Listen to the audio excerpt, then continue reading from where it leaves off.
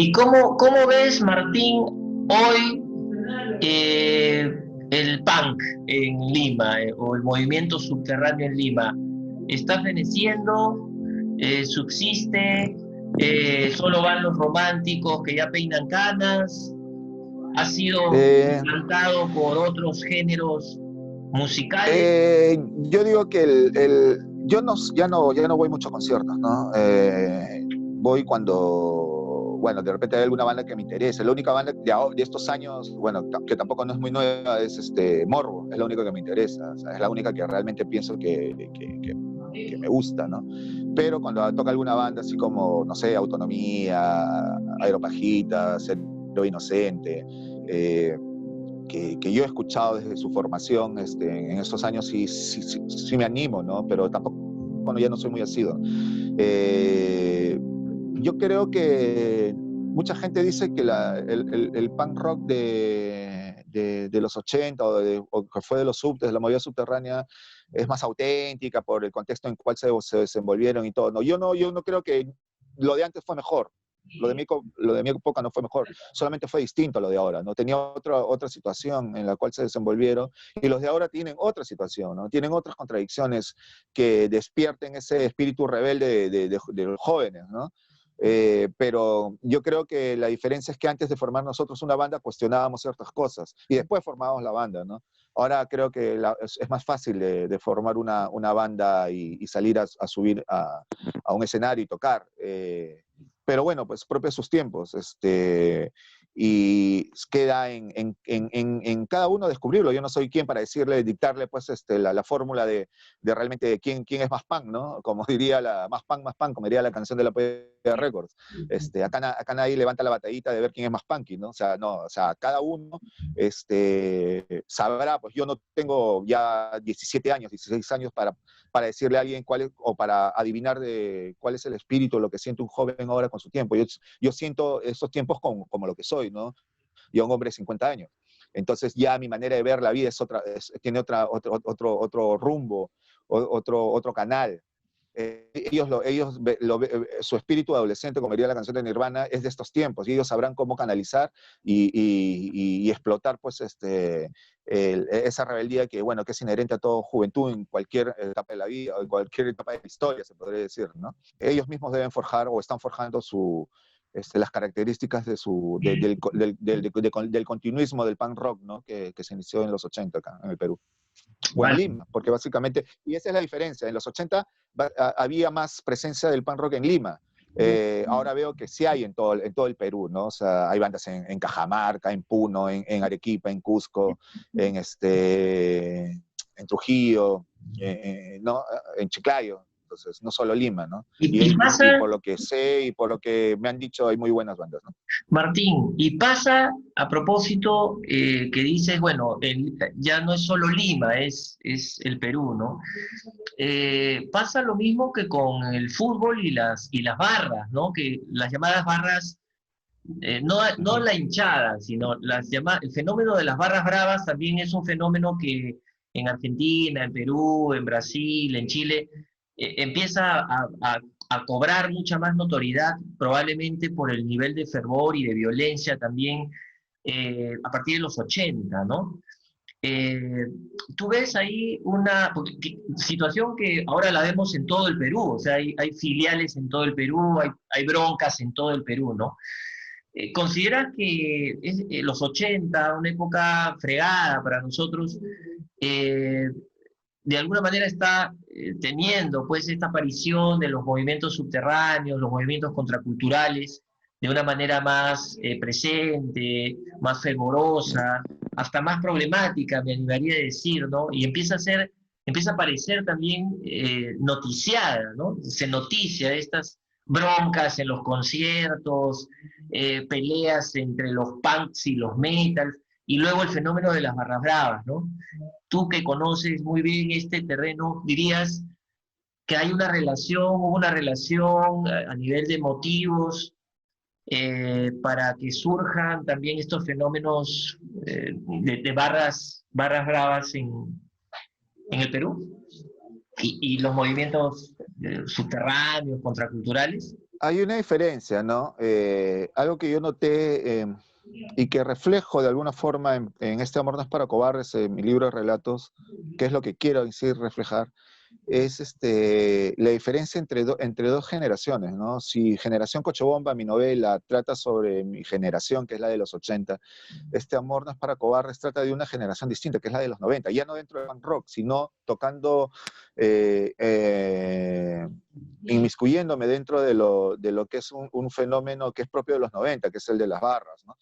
Me di cuenta de algo, ¿no? Mientras que los subterráneos eran anti-establishment, como se llama, ¿no? Como dice el término, o antisistema, ¿no? Denunciaban un sistema o una sociedad que estaba caduca en muchos aspectos y teatralizaban la violencia para como se dice, reforzar su discurso. Esa violencia estaba presente, teatralizada, ¿no? Tanto en sus conciertos, en su música, que era totalmente ruidosa, primitiva, como es el punk rock, en su estética, ¿no? La estética del punk, ¿no? Las casacas de cuero, los jeans rotos que ahora están de moda, el mohicano que en esa época era repulsivo, era, como se dice, algo que, como se llama, que te llamaba la atención, pero de una manera de rechazo, ¿no? Para causar rechazo, ¿no? Ahora hasta los cumbieros o los chicheros tienen su mohicano, ¿no? Ya es algo que está de moda. Pero en esa época no, pues era una cuestión era una estética de la repulsa, ¿no? De la confrontación visual. Tanto así su iconografía, sus símbolos, ¿no? Y el discurso, ¿no? Que estaba lleno, pues, de lisuras o malas palabras como para causar un rechazo, ¿no? O una reacción, ¿no? Buena o mala, pero reacción en sí, ¿no? Positiva o negativa, pero te hacía reaccionar a lo que ellos querían. Entonces ellos utilizaban la violencia de manera teatral, ¿para qué? Para reforzar el discurso, ¿no? Contra un sistema que creían caduco. Otros ya utilizaban la violencia, pues, para derrumbarla, y en este caso era, pues, Sendero Luminoso, ¿no? Los grupos subversivos, ¿no? Que eran, iban, la violencia ya no la teatralizaban, sino lo usaban, pues, para tumbarse un sistema y una sociedad, o un sistema de una sociedad, pues, que estaba enferma. En cambio, las barras, no, y en los 90, como te digo, esa expresión de los subtes, esa teatralización de la violencia era propia de su época, o sea, propia de adolescentes que habían crecido bajo un enfrentamiento de guerra interna, de terrorismo, tanto del Estado como de los grupos subversivos. Entonces, en los 90, cuando ya cambia la sociedad, ¿no? O sea, cuando se comienza a estabilizar el país, cuando claudica Sendero Luminoso, cae Abimael Guzmán, y hay una visión de que el país sí se puede, ¿me entiendes? La juventud cambia, ¿no? Por eso el punk rock de los 90 es muy distinto al de los 80, hasta en la temática, ¿no? En la temática de las letras de las canciones ya son más intimistas, más personales, más esperanzadoras, ¿no? En cambio la de los 90 compara, pues, una canción de sociedad de mierda como ¿Qué patria es esta? A una letra, pues, de una banda de repente de los 90, como puede ser Dale Vuelta, no sé, es muy distinto. No digo que algo es bueno y otro es malo, o sea, ninguno de los dos es mejor, son distintos, nomás estoy diciendo, por el contexto en el cual se desenvuelve. Y entonces, en ese sentido, al cambiar la sociedad, al cambiar una visión del sí se puede en el Perú, o sea, si podemos salir de lo que vivimos en la década anterior, todos los jóvenes en sí se embarcan de repente a esta nueva visión de lo que es el país, pero quedan los outsiders, ¿no? Los marginados, los que están fuera del llamado progreso peruano, ¿no? Y estos son los que prácticamente en su mayoría, no todos digo, comienzan a integrar estos grupos de barra. ¿Por qué? Porque no encuentran en el país un país que les ha dado no les ha dado nada, ¿no? Un país que ha estado destruido y no les ha dado nada. Estos encuentran un espacio y una identidad dentro de los grupos de barra, ¿no? Como digo en el libro, ¿no? El club de fútbol pasó a ser la religión en que creer y la barra la patria por la cual luchar, ¿no? Por eso esa fuerte identificación con las banderas, los trapos, que incluso hasta ha habido muertes por defenderla, ¿no? O por obtenerla, porque era como que su lugar en el mundo. La bandera es lo que le representaba frente al mundo, ¿no? Entonces, pero estos grupos no utilizan estas barras, no teatralizan la violencia, sino utilizan la violencia para, ¿cómo se llama? Para denunciar o para decir, miren, yo estoy acá, yo también existo, yo también soy, ¿no? pero no estoy dentro de tu progreso, ¿no? Entonces yo soy un marginal, no estoy dentro del llamado progreso, no encuentro en el Perú mi lugar, pero sí lo encuentro en un grupo de barra de un equipo de fútbol. Es por eso que cuando yo veía cuando todavía tenía el local, la barra dentro del estadio, o después afuera, ver a jóvenes que yo sé que cantaban con mucho mayor fervor el himno de Alianza, el himno, ¿no? Que no es ningún cántico, sino el himno del club, que el himno nacional, ¿no? El Claro. himno oficial del club lo cantaban con mucho mayor fervor que el himno. Incluso yo creo que muchos de ellos no se sabían el himno nacional en sí, la letra del himno nacional. Entonces, esa identificación con la barra, con el club, con la barra, con su grupo de barra, con su gente y con su barrio, era mucho más fuerte pues, que una identidad de nación o de país, ¿no? Claro. Martín, en tu novela Generación Coche Bomba, Adrián R., uno de los protagonistas, decía en ese entonces que no había futuro en el Perú. ¿Qué diría Adrián R. hoy? ¿Qué diría hoy, ¿Qué no? crees que diría? No me lo he puesto a pensar, no sé. La verdad, no, no sé, la verdad. Con esta pandemia, creo que sentiría el No, mismo miedo de esa época. pero no Porque yo hablo, te no hablo digo, el miércoles. No hablo de esta situación curiosa, Ah, ya. insólita de la pandemia, ¿no? Digamos, antes de la pandemia, ¿qué diría en el 2019, en el 2020, Adrián Eder? No, no me he puesto a pensar en eso. No, me agarra frío en ese sentido. No sé qué Bueno, diría. en Este amor no es para cobardes, eh, tú nos entregas una serie de relatos de la barra de la Alianza. ¿Cuánto de Ujú. real y cuánto de imaginario tienen estas historias? Eh, hay mucha ficción también, ¿ah? O sea, pero basado en hechos reales. Bueno, a mí los guerreros no los he inventado, ¿no? Los he contado tal cual en los enfrentamientos que he tenido, ¿no? Eso es algo que yo no niego. Y los cuales me han permitido, pues, de alguna forma vivir la adrenalina, el peligro, ¿no? Que se vive cuando se han enfrentado, nos hemos enfrentado en su momento, pues, con las barras de la U o del Cristal, ¿no? O del Boys. Eh, Hay mucha ficción en el sentido para crear la trama de las historias, ¿no? En Los Culpables es una ficción total, ¿no? Eh, en la cual pues lo que quiero reflejar ahí es quiénes realmente son los culpables de la violencia urbana que se vive ahora, que es como consecuencia de la violencia política que se vivió en los años 80, ¿no? Mi intención era esa. Por decir, en Batacazo también es una ficción, ¿no? Nunca había, cosa curiosa, ¿no? Eso lo escribí lo publiqué el 2008, lo había escrito el 2006 más o menos. En ese cuento, Batacazo es un batacazo, pues es un apretón de un grupo que quería desbancar al líder de un grupo de la barra, ¿no? Pero le hacen un batacazo pacífico, ¿no? Con diálogo. Le dicen, ¿sabes qué? Hasta acá nomás llegaste porque ya la mayoría no quiere que estés y bueno, el otro acepta. Nunca en la vida, hasta ese momento, había habido un batacazo pacífico en la barra de la Alianza, pues todavía han sido, tú que de repente conoces eso ahí, siempre ha sido violento, ¿no? Hasta que uno de los grupos perdía gente y bueno, y los otros lo sacaban, ¿no? Los 3 o 4 batacazos que han habido en estos años desde principios de los 90. Entonces, pero el 2010 más o menos hubo un batacazo, los grupos se juntaron y le dijeron al jefe de esa época, ¿sabes qué? Hasta ahora, hasta acá nomás y chao, y él aceptó, ¿no? Y eso me pareció como que increíble, ¿no? Que el cuento haya anticipado una situación que no había sucedido hasta ese momento, ¿no? Un batacazo pacífico, ¿no? Eh, o en todo caso, en el cuento Amor no es para cobardes, donde uno le mete un botellazo en la cabeza a un barrista de la U que estaba en un ómnibus, ¿no? En un ómnibus lleno de otros barristas. Esa situación sí sucedió, por decirte, ¿no?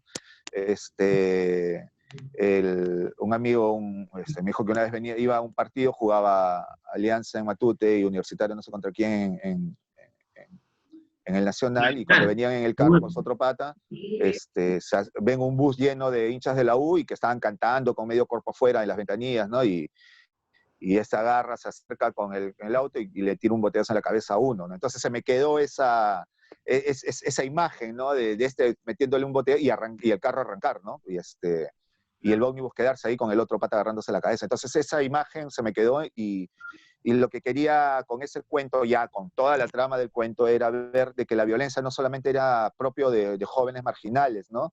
Porque ese era el concepto que se tenía del Barra Brava, o el barrista de Alianza, de la U, del Boys, de Cristal, que era un joven de cono, que no había terminado el colegio, con familia disfuncional, que estaba metido en drogas y todo eso, ¿no? Pero yo lo que quería con ese cuento, que Amistad por para Cobardes, reflejar que la violencia no es inherente solamente para ese tipo o ese prejuicio que se tenía del barrista, que también era propia de jóvenes de clases altas. Y los personajes de ese cuento son jóvenes, pues, como lo describo ahí, que no son, no son de un barrio popular, ¿no? O un barrio marginal, pues son de zonas residencial, con estudios que van a Occidente y bueno, uno de ellos tenía, pues, la violencia inherente a su persona y necesitaba descargarla. Y es por eso que hace ese hecho de violencia contra unos hinchas de la U, ¿no? En los 80 había ciertas barras bravas, pero en Lima y quizás en el mundo ha habido un desenfreno de la violencia, ¿no? Ha habido una multiplicación, inclusive, de la violencia al punto que, por ejemplo, ahora, y esto no se veía en los 80, mientras en los 80 tú podías enfrentarte a puñetes, a trompadas o a palazos en los estadios, empieza a verse en los 90, en el 2000, hasta ahora, que muchos muchachos tienen armas de fuego, no solamente armas blancas, ¿no? Y lo cual hace, y hay mucho más consumo de drogas que en los 80. Entonces, a un tipo que por razones muy personales le ha costado siempre inhibir su violencia o controlar impulsos o por temas familiares o bajo el consumo de drogas y encima con un arma tienes ahí un pequeño dios de la destrucción, ¿no? Entonces, la barra también, el fenómeno de las barras bravas, no solamente en el Perú, no sé qué opinas tú, se ha ido volviendo ya un problema social, ¿no? Porque, bueno, cuánta gente directamente ligada a los equipos e indirectamente, ¿no? Esta chica que cayó en la Marina, cuánta gente que ha estado caminando, y bueno, sabemos, conocemos de la gente que a veces está en medio de un enfrentamiento, o las hordas que van arrasando, eso también lo conocemos, y bueno, cuánta gente y cuántas familias, ¿no? Se han visto enlutadas por esta situación, ¿no? ¿Cómo lo ves ahora? Algún amigo me decía, y ya no hay tanta violencia, me decía él, como antes. Hemos vivido épocas donde ahora con tanto control no te dejan entrar, pero ni una banderita, te revisan, hay cámaras. Él me decía, ya casi no es lo que algunos vimos, presenciamos en los 90, ¿no? No sé, ¿cuál es tu mirada de esto, no? ¿Hay más, hay menos, es la Eh, misma? Creo yo que ha bajado, ¿ah? Creo que la violencia en los estadios al menos ya no se ve, ¿no? Salvo enfrentamientos entre propias barras, ¿no? Por temas de liderazgo, ¿no? Eh, pero ya desde los 90, finales de los 90, en los 2000, ya se veía que no necesariamente tenía que haber un partido de fútbol para que haya violencia, ¿no? Había violencia en los barrios, ya que los grupos barriales estaban divididos, o los distritos estaban divididos básicamente entre hinchas de Alianza y Universitario, y por ahí de Cristal, ¿no? O en el Callao los del Boys. Pero y se enfrentaban entre ellos, un día que no había partido, enfrentamientos, Claro. ¿no? Con hechos lamentables.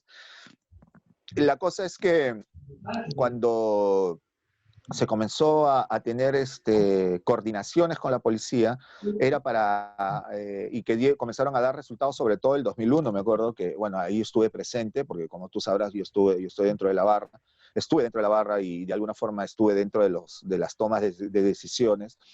Se coordinó y se logró la violencia alrededor de los partidos controlarse, ¿no? Con hechos, con acciones simples, ¿no? La policía pensaba que nosotros éramos, las barras eran organizaciones verticales, ¿no? Donde lo de la cabeza decía no se peleen y nadie se peleaba. O decían peleense ahí y la gente se iba a pelear. No, no era así. O sea, nosotros podíamos controlar en la cercanía, pero las cosas que sucedían lejos no. Y decíamos, pues, por decirle a la policía, le dijimos que por qué no sale del estadio media hora antes el hinchado visitante y el hinchado local se queda media hora, ¿no? Esperando a que se despeje, ¿no? Porque el enfrentamiento se daba cuando las hinchadas se cruzaban. Si no se cruzaban, no había enfrentamiento. Entonces esas pequeñas revelaciones como que les abrió los ojos y comenzaron a adoptarla y se logró. Pero el trabajo que a continuación iba a ser el de ver la violencia en los barrios, ¿no? En los enfrentamientos entre grupos de barra, ya que y en coordinación con las comisarías de cada distrito. Pero bueno, como tú sabrás, se acaba el año y el general, esa época me acuerdo que era el general Mori, de la 7ª Región Policial, el que había hecho este trabajo. Pero al año siguiente, pues creo que vino otro general y dijo, no, ahora se hacen las cosas como yo quiero, ¿no? Y dejó las coordinaciones e imposiciones, no prohibiciones, que es lo que ha primado hasta ahora. Y se dejó ese trabajo a largo plazo o a mediano plazo que iba a ser el de trabajar en los barrios para evitar los enfrentamientos. Entonces los enfrentamientos continuaron en los barrios, ¿no? Nosotros le decíamos a la policía, por ahí un clásico, tanto los de la U como los de Alianza le decían, ¿sabe qué? Ya, nosotros vamos a estar acá, nos vamos a juntar acá, pero lo que pasa en Puente Piedra, lo que pasa en San Juan de Miraflores, lo que pase en cualquier otro lugar fuera de este espacio donde estemos, no es responsabilidad nuestra, porque hay hay grupos de barra que no van al estadio, que se quedan en sus barrios y ahí se enfrentan. Entonces esa coordinación ya lo tienen que hacer con las comisarías de los distritos, ¿no? Entonces, se fue, pero ahora creo yo que hay un fenómeno, ¿no? Que es el que los grupos de barra, o mejor dicho, los miembros de los grupos de barra ya han crecido, así como hablaste de los subtes, los que vienen de los 90 y que vivieron la época de mayor violencia, han crecido, o bien se han Ya dedicado a son la padres de delincuencia, familia, claro, o algunos. son padres de familia establecidos, con buen trabajo, o han estudiado. Yo conozco muchos que eran tirapiedras en su época, yo creo que son abogados, ¿no? O psicólogos, ¿ya? O escritores, ¿no? Entonces, y han sentado, se puede decir, cabeza, ¿no? Y estos obviamente no se van a ir a enfrentar. De repente, sí, de repente no, pero ya no van a organizar una pelea como antes. Y eso sucede también en todos los grupos. O, como te digo, ¿cómo se llama? Ya no se dedican al grupo de barra como para crear violencia, pero sí han evolucionado estos grupos ya a bandas de extorsión, ¿no? En construcción civil. Vas a ver que en muchos lugares, a veces cuando caen extorsionadores de construcción civil en tal sitio, ¿no? Y muchos dicen, oh, ese era de tal grupo, ese era el jefe de tal grupo, tanto de la U como de la Alianza, ¿me entiendes? Entonces han encontrado otras formas de cómo agenciarse de dinero, obviamente porque la barra no paga, ¿no? Salvo los que estaban en la cúpula, ¿no? Que eran los que recibían las entradas. Como todos sabemos, las entradas eran un ingreso para las cúpulas de las barras.